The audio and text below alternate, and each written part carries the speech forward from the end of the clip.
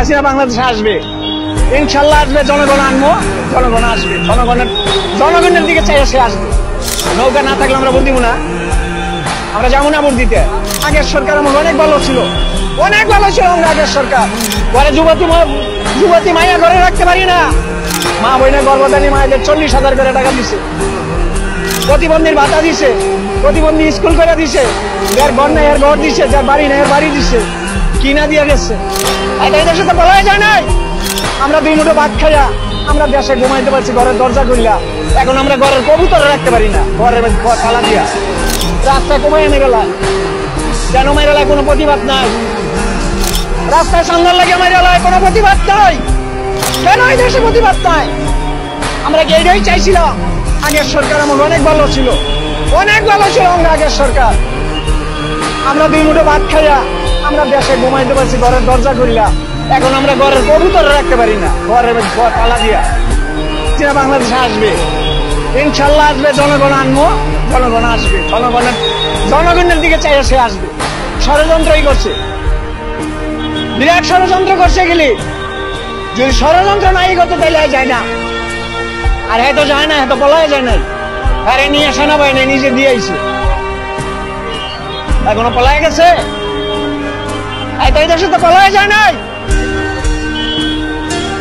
এই দেশের মা বোনেরা যা দিয়ে গেছে, কিনা দিয়ে গেছে। একটা বয়স্ক মানুষ রাস্তা বইরা থাকতো, তাদের ঘর বাড়ি দিছে। একটা বয়স্ক মানুষের ওষুধ কিনে ট্রেনে পোলার কাছে হাত বিছাইতে হইতো,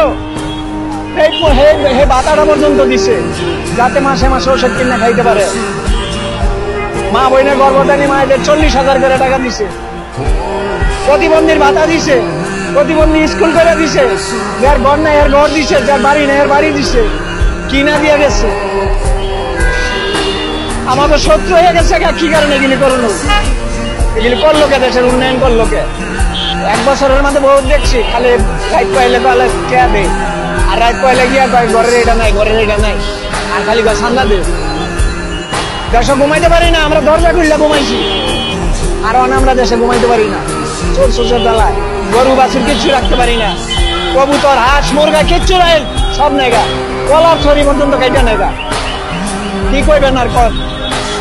হ্যাঁ, ঘরে যুবতী মাইয়া ঘরে রাখতে পারি না। ওই ব্যাংকারের মতো 71-এর গন্ডগোলের মতো, 70 সালের গন্ডগোলের মতো ব্যাংকার করে মাটির নিচে লম্বার কদিন করে আপনাদের মা বোন। আপনারা জয় না রেখেন, ছাত্র শিবিরের শ্রদ্ধা জানাইছে, এরা কি আর মুক্তিবাহিনী যারা শহীদ হয়েছে, পাকিস্তানি যে গেলি রাজাকার শহীদ হয়েছে, হ্যাঁ শ্রদ্ধা জানাইছে। এই দেশের জনগণের শ্রদ্ধা জানাইছে। নৌকা না থাকলে আমরা ভোট দিব না, আমরা যাবো না ভোট দিতে। আমরা কেন্দ্রেই যাবো না, কেন্দ্রের আমাকে দরকার নাই। ভোট দিব কারে? আমরা কেউ ভোট দিব না।